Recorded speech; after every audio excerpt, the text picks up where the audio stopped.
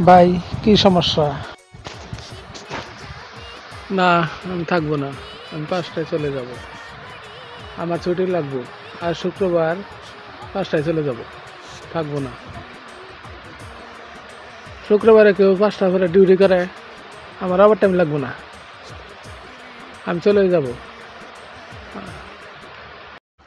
আমি একবার বলছি আমি থাকবো না।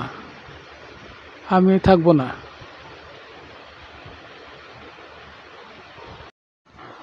কি? আমি আর 1 ঘন্টাও করবো না। আমি 5টায় যাব। বলেন তো ভাই, প্রতি শুক্রবারে একটা কাহিনী, খালি আমারে রাখবো। আর শুক্রবার রাতের 8টা পর্যন্ত ডিউটি করতে বলে। দরকার বলে চাকরি করবো না। আমি চলে যাব।